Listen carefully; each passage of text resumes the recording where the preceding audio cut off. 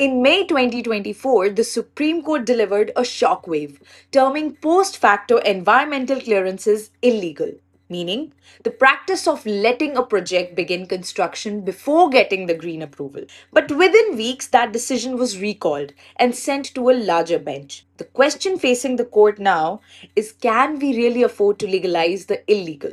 The Supreme Court has consistently strengthened environmental protection using the Constitution.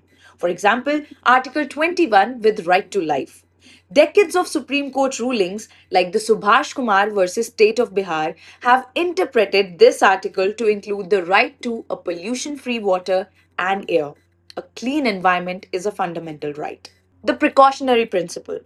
This core constitutional norm, integrated by the Supreme Court in the Vellore Citizens case, states that projects must anticipate and prevent environmental harm before it occurs.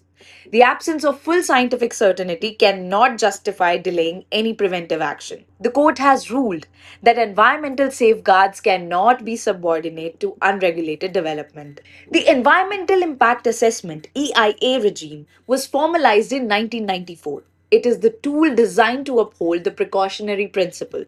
It requires screening and public input before breaking the ground.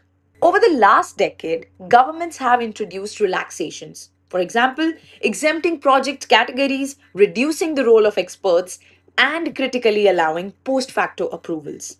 In the landmark Van Shakti versus Union of India case, the court struck down these post facto instruments, holding that they contradict the purpose of EIA. They undermine public participation and environmental scrutiny, and reward violators by letting them pay a fine to regularize a violation.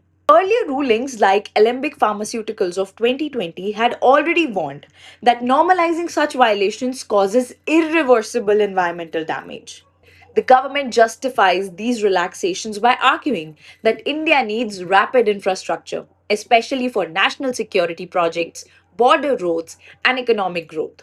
Strict norms, they say, cause critical delays. However, the Supreme Court has repeatedly warned against treating development versus environment as a false binary. True sustainable development requires integrating ecological protection with growth. But why this verdict matters now?